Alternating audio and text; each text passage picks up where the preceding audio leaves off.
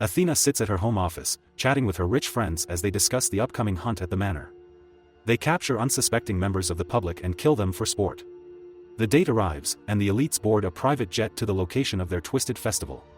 Kelly, the flight attendant, offers Richard some caviar, but he rejects the offer and rudely tells her he had some the previous night, unlike her.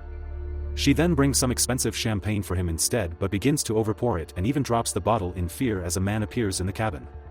To everyone's surprise, Richard wonders how he's awake, but it's clear to the trained eye that they didn't use enough tranquilizer on this big bear of a man. The man starts to panic as he slurs his words. Ted informs him that he's a doctor while trying to calm him down. The doctor requests Kelly get some towels on the floor before carefully guiding the man to lie on it. Ted then asks the attendant for her pen, which he uses to stab the man in the neck. They don't teach that at med school. The man winces in pain as he bleeds out, while Richard admonishes the doctor for starting too early. The big man grabs the bottle on the floor and knocks his attacker with it. He then breaks the bottle bar fight style and starts wildly swinging it as the frightened elites try to calm him down. Athena grabs one of her designer shoes while creeping up behind him and lodges the heel in his visual hole. Ted drags the man back into a room where he hears one last cry for help from a blonde girl before biting the dust. Blondie later wakes up with a bar gag in the woods. She immediately tries to remove it, but it's padlocked. She notices Crystal, who's also gagged by a pond, creating a makeshift compass with a pin and the static charge from rubbing her hair. She calls to her but gets ignored. Blondie sees a man and follows him. They arrive at an open field with a giant wooden crate in the center. Others in the same state also start to appear as the man makes his way straight to the crate. He begins to open it with the supplied crowbar to everyone's protest as they fear it's rigged. They take cover. When he eventually pries it open, everyone expects an explosion, but a pig in a dress comes out of the box instead. The man reaches in and pulls out a mobile armory. They all rush over to pick their weapon of choice. Blondie notices a small envelope attached to the separated panel that has keys inside. She uses it to remove the gag on a nearby man, so he returns the favor. They also use the keys to free everyone else. With their speech restored, they try to assess the situation as they arm themselves. Dawn gives Blondie a gun and explains very simply how to use it. Their period of respite is interrupted by gunshots. She tries to take cover but gets hit in the head. The elites start picking them off one at a time as they try to run for cover inside the woods. Some individuals manage to escape and converge at a barbed wire fence that they jump over. An old man from this new group is struck with an arrow, preventing him from completing the jump. The rest are forced to leave him behind while he gets finished off with a grenade. The group of 3 rush down the path where they find themselves at a gas station. They barge into the convenience store run by Ma and Pop. The old couple mistake them for armed robbers as they immediately alert them that there is money in the cash register. The trio use a nearby shelf to barricade the shop entrance, which sort of secures the place. They still hold the shop owners at gunpoint as they want to know their current location. The couple alert them that they are in Arkansas, to their confusion. Ma and Pop plead not to be hurt, but the trio are not interested and request a phone. One member calls the police to report the situation, describing it as Manorgate, but the operator is a bit nonchalant about his complaints and assures him that help is on the way. The woman in the trio eats some sweets from the shop and starts to choke because it's poisoned. As the other 2 try to help, Ma and Pop gas them with some lethal toxins while protected by gas masks. The other guy tries to shoot, but Pop has a quicker draw. The old couple are part of the hunting party. They complain about the mess as they clean up the place and move the bodies, awaiting their next victim. Athena radios to check in on the couple. They report that they have slain 3 of the victims. She alerts them that Crystal is heading their way unarmed and should arrive in about 30 minutes. Ma and Pop get back into character in preparation. Crystal enters the shop cautiously and asks for a packet of cigarettes. She reaches into her shoes for her emergency cash before asking what state she's in. They reply, telling her Arkansas. Pop starts to reach for his gun. She looks at the change before suddenly knocking Ma's head into the counter. She then picks up their gun and shoots Pop with his own gun. The old lady pleads for mercy as Crystal reveals that cigarettes are $6 in Arkansas before finishing her off too. She opens the box of cigarettes to find them empty. To her disappointment, she combs through the shop for any potential dangers and comes across the dead trio. After securing their radio and restocking on some bullets, she leaves the gas station and notices an old truck. After inspecting it, Crystal realizes that it has an EU number plate and is rigged to explode if anyone tries to open it. She stays near the area listening to the radio chatter of the elites coordinating their movements.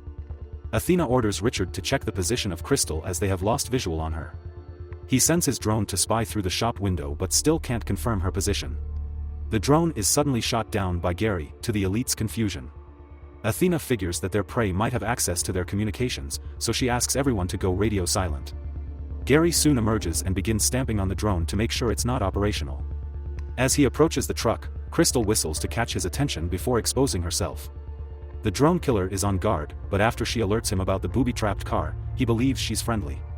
She lets him know that he shouldn't have shot the drone because now they know their location. He follows her to some train tracks she found earlier. As they trace it around, Gary gives his theory on why this is happening. It's based on an article that was circulating online. He explains that every year the liberal elites kidnap normal people and hunt them for sport in a mansion in Vermont. He forwarded it to over 50 friends when he found the article. His rambling is cut short when Crystal realizes that a train is approaching.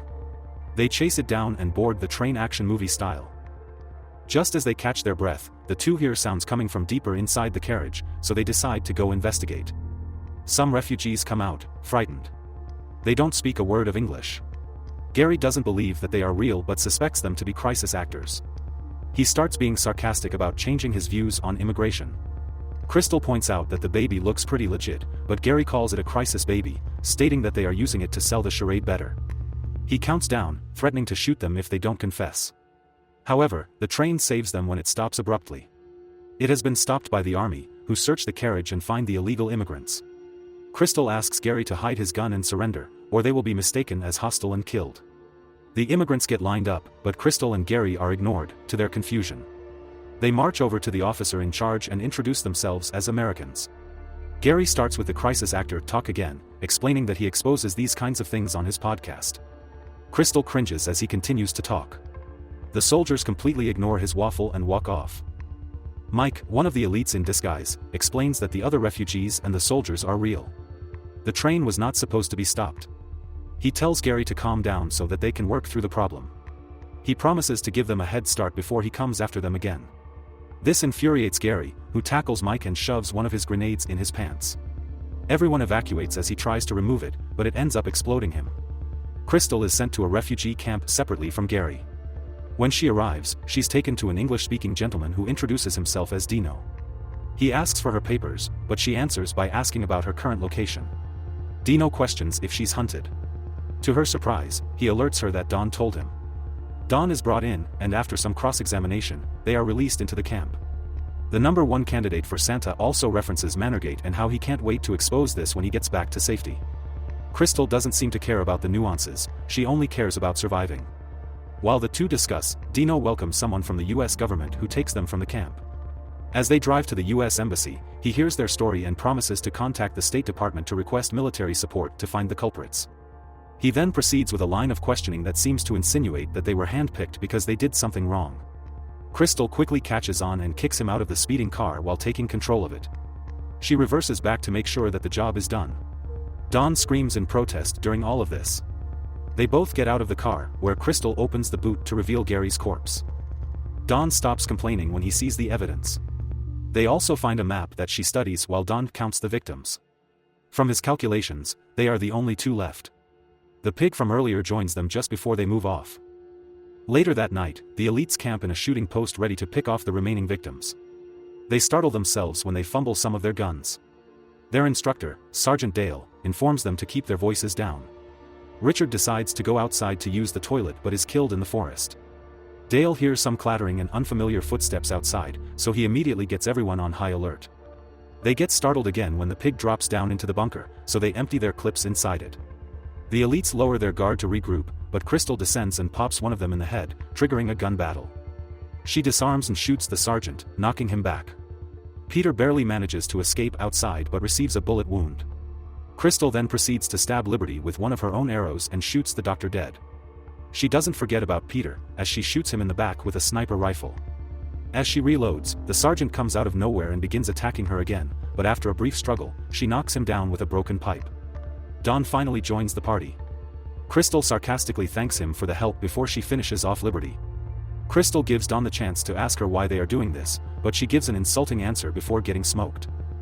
Athena heard everything over the radio and pretends that Dawn is one of them to confuse Crystal. She has a standoff with Dawn before shooting him when he refuses to answer her. Broadcast Crystal confirms that Dawn is dead. Athena provokes her to come and get her before cutting the transmission.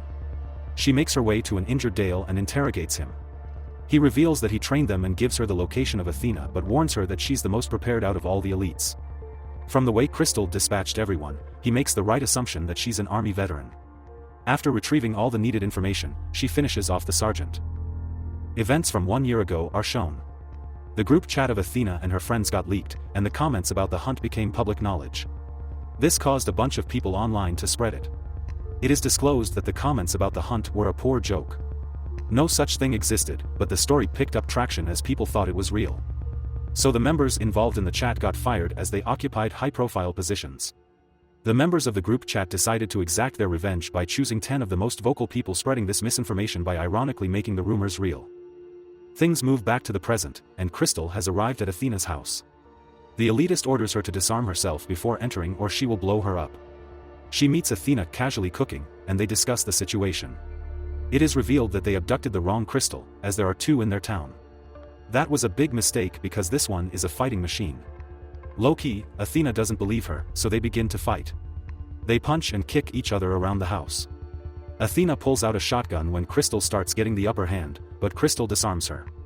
As the brutal fight rages on, Crystal gets stabbed with a blender attachment, but she uses this to her advantage by bear-hugging Athena multiple times, which results in Athena's death.